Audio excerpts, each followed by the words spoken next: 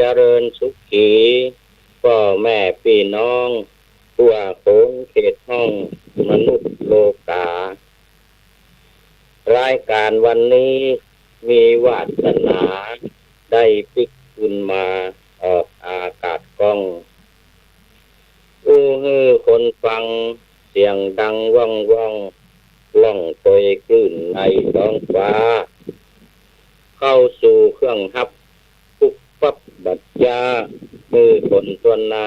ได้ฟังเป็นอริยะธรรมสัจจังของพระพุทธังสัมพุทธเจ้าสัมพุทธเจ้าขอถวายความเคารพพระมหาเถระพระเถรานุเถระเจ้าคณะพระสังฆาธิการทั่วโลกขอถวายขอเจริญพรท่านผู้ฟังสาธุชนพุทธบริษัททั้งหลายวันนี้รายการพระธรรมกำจัดโควิดก็มาพบปะกับท่านผู้ฟังตามปกติตั้งแต่เวลานี้เป็นต้นไปถึง8 โมงครึ่ง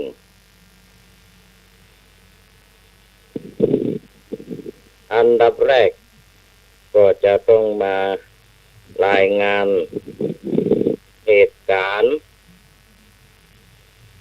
โควิด-62ของโลก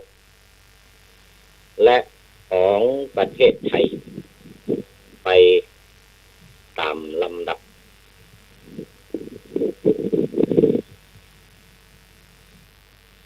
ทั่วโลกขณะนี้วันที่18ตะวันวันที่18มิถุนายน2563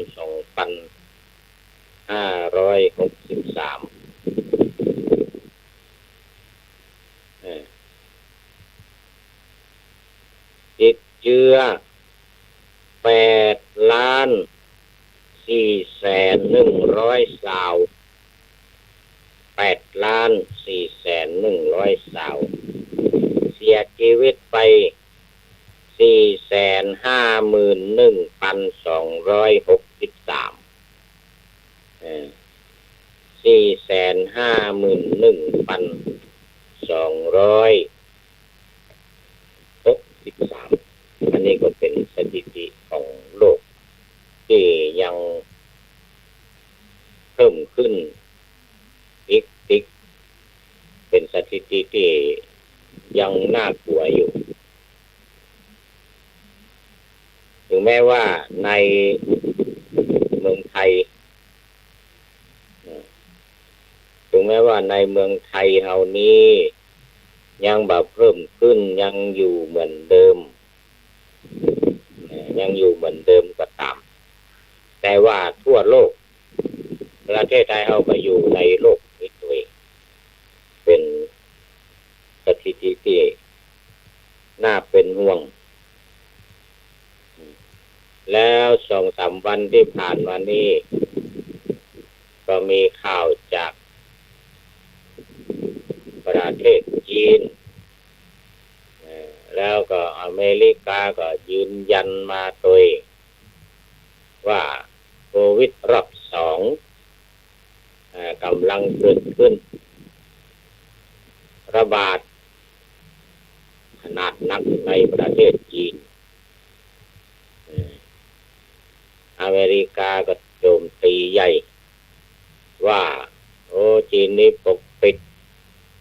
ความจริงมาเมินว่ากันไปนะแล้วก็ว่ากันไปนั่นแสดงถึงว่า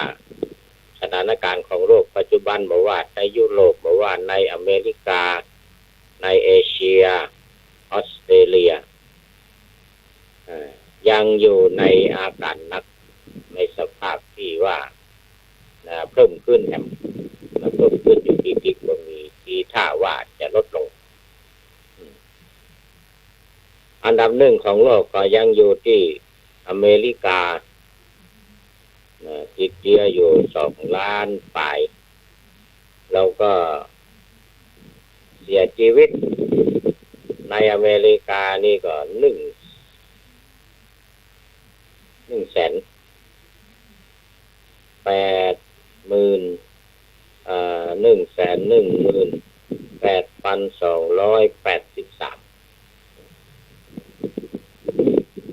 อันดับ2ลงมาก็เป็นบราซิล3รัสเซีย4อินเดีย5อังกฤษอันดับนี้ยังของอันดับนี้ยังของโลกอยู่จีนประกาศมาในรอบ2นี่ยังมีสถิติที่แน่นอนเตื้อดังนั้นก็ขอฮือหมู่เฮาทั้งหลายในโลกอย่างที่อู้ตะวารักษาคือปฏิบัติธรรมอย่างเคร่งครัดแล้วก็อยากจะให้ดังตะวันตกเพราะว่าจะเป็นยุโรปอเมริกาได้นำเอาธรรมะขององค์สมเด็จพระสัมมาสัมพุทธเจ้านี้ไปปฏิบัติอย่างเคร่งครัดโดยในการที่จะขจัดปัดเป่าโรคภัยไข้เจ็บอันนี้โคโรนานี้คือมันลดน้อยลงแล้วก็หายไปในที่สุดถ้าหากว่ายังแบบปฏิบัติยังแบบเคร่งครัดยังปล่อยปละละเลยประมาทขาดสติออกไปอยู่ด้วยกันไปด้วยกันกินด้วยกันบัดตึดหูดังอย่างนี้นะก็จะมีโอกาสในการที่จะเมื่อโรคนี้ลดน้อยถอยลงมันมีแต่จะเพิ่มขึ้นจริงๆสังเกตได้ว่าในยุโรปในอเมริกาตอนนี้ก็มีการประกาศตึดหูดังตึดปากตึดตาในเฟสชิลนะถึงแม้ว่าประธานาธิบดีสหรัฐนายทรัมป์จะมายอมใส่ก็ตามแต่คนอื่นๆก็ใส่กันเป็นส่วนใหญ่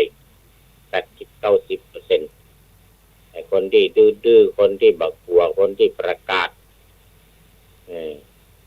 ตัวบักกลัวโควิดเนี่ยมันก็ยังมีอยู่แล้วก็มีนักอยู่ด้วยในยุโรปอเมริกาก็ถือว่ายังบ่ได้ปฏิบัติตามธรรมบ่ได้เอาธรรมะไปปฏิบัตินั่นเหตุการณ์นี้ก็ยังจะมีปรากฏอยู่เรื่อยไปยังจะมีปรากฏอยู่เรื่อยไปแล้วก็เพิ่มขึ้นจริงๆเหมือนถึงวันนี้ดังนั้นจึงกล่าวว่าธรรมะจะช่วยได้ก็ต่อเมื่อนำไปปฏิบัติถ้าหมู่คนทั้งหลายในโลกก็ปฏิบัติทำใดก็ไร้ค่าถ้าไม่ทำมันจะอยู่ตัดนี้ละย้ำกันถึงวันนี้ก็อยู่ที่ตัดนี้ละ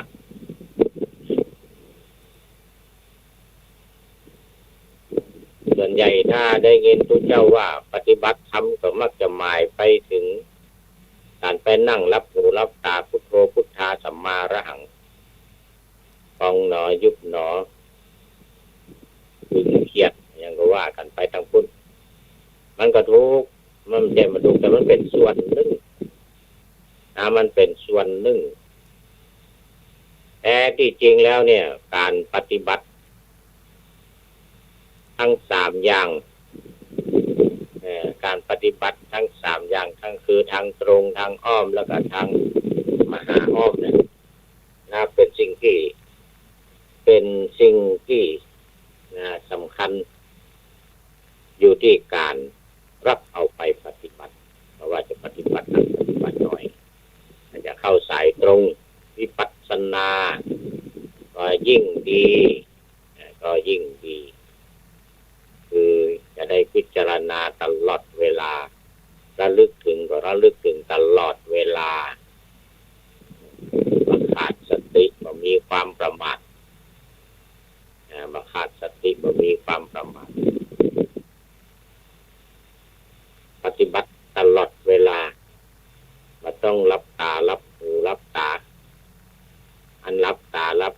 นั้นมันเป็นการฝึกขั้นต้นถ้าจะว่าไปขั้นต้นขั้นที่จะให้จิตสงบมาให้หันสิ่งนั้นสิ่งนี้สติจะออกไปใจจะออกไปเป็นการฝึกขั้นต้นถ้าฝึกได้แล้วจริงๆปฏิบัติจริงๆว่าต้องรับตาปฏิบัติไปเลยเอาธรรมะนั้นปฏิบัติไปเลยอย่างช่วงนี้กำลังอยู่ในสมถกรรมฐานก็จริงสมถกรรมฐานในการมุ่งที่จะให้จิตสงบภายในเนี่ยก็จะต้องรับตาแต่ว่าวิปัสสนานั้นไม่จำเป็นไม่จำเป็นจะต้องรับตาส่วนสมถะนี่มุ่งที่จะให้จิตสงบมันก็เกี่ยวอยู่ภายในบ่ไหลไปทางนอกบ่จิตออกทั่วไหลไปบ่จิตฟุ้งซ่านไปทางอื่นก็มีการบริกรรมเกิดขึ้นภายในเป็นที่เกาะที่ยึดเหนี่ยวของจิตของใจส่วนวิปัสสนานั้นอาศัยสมถะคือความสงบของจิตเล็กๆน้อยๆมาต้องนักก็เรียกว่าคณิกะสมาธิสมาธิมันมีอยู่3ขั้นคณิกะสมาธิอุปจารสมาธิแล้วก็อัปปนาสมาธิถ้าเป็นส่วนของสมถะจริงๆนั่นก็จำเป็นจะต้องใช้อัปปนาสมาธิหรืออุปจารสมาธิใกล้ๆเข้าไปจะสงบใกล้ๆเข้าไปจะสงบดังนั้นก็จะต้องอาศัยความสงบอยู่อาศัยสมถะขั้นคณิกะสมาธิเข้าสู่วิปัสสนาพิจารณาธรรมนำเอาธรรมะมาพิจารณาอยู่ในองค์ฌานที่1อย่างเดียวคือสมถะคือวิตกกับวิจารองค์ปฐมฌานนาวิตกกับวิจารวิตกไปวิจารไปก็อย่างเรื่องของโควิดเกิดขึ้นเนี่ยก็ต้องนำขึ้นมาพิจารณาวิธีการที่จะป้องกันมันอย่างใดจะต้องรักษาจิตอย่างใดจะต้องรักษากายอย่างใดกายเวทนาจิตธรรมรักษาเวทนาที่เกิดขึ้นจิตเกิดขึ้นธรรมะคือความคิดที่เกิดขึ้นอย่างใดควบคุมไปโดยสติปัฏฐานทั้ง4โดยสติปัฏฐานทั้ง4ดังนั้นจึงกล่าวได้ว่าหลักธรรมในทางพระพุทธศาสนานี้ถ้าเราปฏิบัติอย่างเคร่งครัดทุกคนปฏิบัติตามกฎตามเกณฑ์ตามระเบียบที่ได้วางกันไว้แบ่งฮ้อนจ้อนไผ่จ้อนมันเลยนะแบ่งฮ้อนจ้อนไผ่จ้อนมันมาอยู่ใกล้กันอยู่ห่างกันแล้วก็ปิดหน้ามีตามีหูดังมีปากถึง3ทางนี่ปิดเอาไว้แน่นมันคงตลอดเวลานี่คือการปฏิบัติธรรมนี่คือการปฏิบัติธรรมอย่างเคร่งครัดดังนั้นถ้าหากว่าคนเฮาผู้คนเพราะว่าจะอยู่ในประเทศใดนับถือศาสนาใดถ้าหากว่าเคร่งครัดปฏิบัติตามธรรมนี้อยู่ตลอดเวลาก็จะสามารถป้องกันและขจัดปัดเป่าโรคร้ายโควิดโคโรนานี้หายไปได้อย่างแน่นอนวันนี้ก็มาต่อกันน้อยหนึ่งมาต่อข้อสุดท้ายในสมถารมณ์คืออารมณ์ของสมถะกรรมฐานว่าไปแล้ว49ข้อมาถึงข้อที่49ตะวันนี้อาหาเรปฏิกูลสัญญาอาหาเรปฏิกูลสัญญาบางคนก็ รรมทานข้อนี้เมื่อเกี่ยวกับโควิดใกล้นะแต่ว่านี่ก็ว่าไปหน่อยหนึ่งมันเกี่ยวโดยตรงเลยมันเกี่ยวโดยตรงถ้าแบบพิจารณาดีๆเนี่ยมันตายกับตายเพราะอาหารนี่แหละเพราะอาหารนี่แหละไอ้ที่จะเข้าปากไปนี่แหละขนาดจ้อนเอายังใจจ้อนไอ้จ้อนมันจะเข้ามาก็เข้าตอนนี้แหละตอนกินเข้านี่ตอนกินอาหารนี่แหละนั่นอาหารเลยปฏิกูลสัญญาการพิจารณาว่าอาหารมันปฏิกูลมันสะอาดเนี่ยก็คือมันเป็นพิษเป็นเชื้อโรคมันเป็นพิษมันเป็นเชื้อโรคนี่แหละก็คือปฏิกูลนะปฏิกูลนะปฏิกูละเนี่ยคือมันสกปรกมันสะอาดมันเป็นพิษนี่มันเป็นโรคมันเป็นภัยเพราะนั้นอาหารที่จะกินเข้าไปเนี่ยก็จะต้องพิจารณาดีๆการยุบการกำการจับอาหารการใจย้อนใจไม่การใจตะเกียบก็ดีสิ่งต่างๆเหล่านี้มันต้องตรงไปของมันอันนี้แหละคืออาหารเลปฏิกูลสัญญาในส่วนที่จะป้องกันในส่วนที่จะกำจัดโคโรนานี้ไปอันนี้ข้อสุดท้ายวันนี้ก็คือจตุธาตุวัฏฐานะหรือจตุธาตุก็คือการพิจารณาเดี๋ยวลงไปการพิจารณา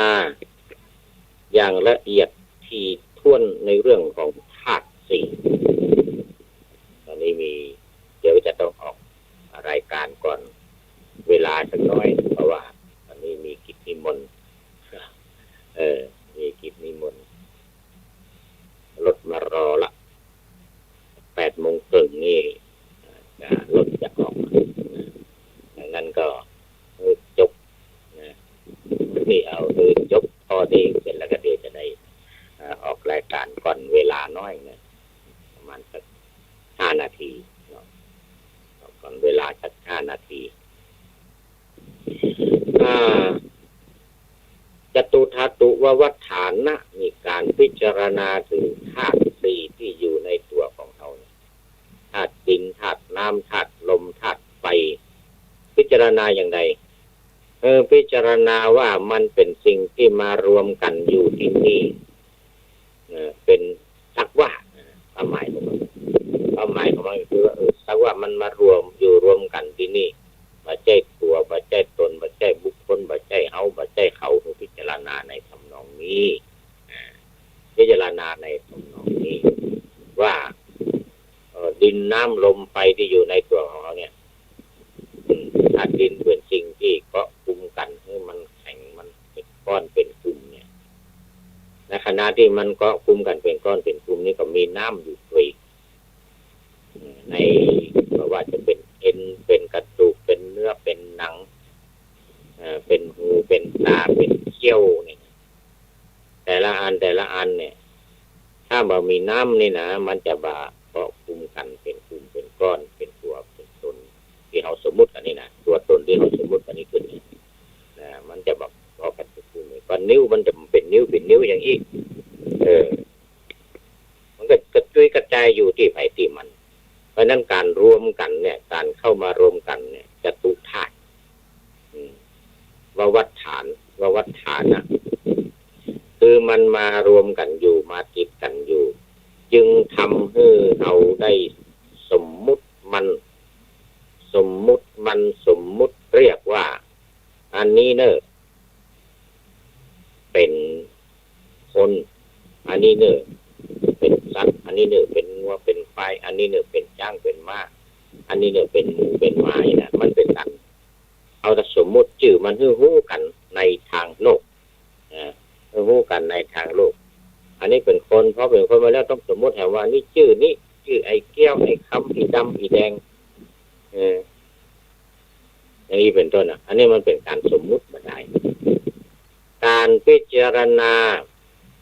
จตุธาตุที่มารวมกันนี่เพื่อที่ว่าจะบ่ให้ไปยึดไปติดว่าโอ้มันเป็นตัวเป็นตนต้องการที่จะให้แยกกันให้ออกว่าอันนี้มันเป็นดินอันนี้เป็นน้ำอันนี้เป็นลมอันนี้เป็นไฟอุณหภูมิในร่างกายของเราเนี่ยที่ทำให้เราอยู่ได้กินได้ไปได้เที่ยวได้ขยับขยายได้อ้าปากได้รับหูรับตาได้เหล่านี้มันเป็นเพราะลมเป็นเพราะลมในท้องลมในไส้ของเราเนี่ยที่มันรักษาอยู่ประคับประคองกันอยู่ได้นี่คือลมที่พัดขึ้นเบื้องบนลมพัดลงเบื้องต่ำที่เราจะเข้าอย่าขับจะทายอย่างนี้ต่างๆเหล่านี้เป็นลมลงเบื้องต่ำลมในท้องลมในไส้มีลมทำอย่างหนึ่งลมกัมมะชวาทเรียกว่าลมเบ่งอันนี้เป็นเรียกว่ามันเป็นลมที่อยู่ในตัวของเขามันเป็นธาตุอย่างหนึ่งในตัวของเขาในธาตุลมดินน้ำลมไฟก็เหมือนกันที่มันทำให้ร่างกายเราอบอุ่นอยู่ในขณะนี้เรียกว่าธาตุไฟเรียกว่าธาตุไฟเพราะฉะนั้นทั้งสี่อย่างที่มันรวมกันอยู่นี้คือพิจารณาโดยแยบคายด้วยสติด้วยสัมปชัญญะดังนั้นเมื่อเราได้พิจารณาโดยแยบคายจะได้บรรลุลงมาติดใจมาสงสัยกับมัวเมาอยู่ในสิ่งทั้งหลายเหล่านี้เอาละวันนี้ก็สมควรแก่เวลาได้พิจารณาครบหมดแล้วในส่วนของสมถกรรมฐาน40อย่างเริ่มตั้งแต่อนุสติ10อนุสติ10สุภะ10กสิน10พรหมวิหาร4อรูป4เป็น38อาหาเรปฏิกูลสัญญา1จตุธาตุวัฏฐานะ1เป็น40ข้อนี้วันนี้จะมีกิจธุระไปนิมนต์จะต้องขอลารายการจบปันใจเงื่อท่านผู้ฟังผู้คนมีความสุขกายสบายใจปรารถนาสิ่งใดก็ได้สิ่งนั้นสมมโนรสปณิธานทุกท่านคืนต่อเจริญก่อน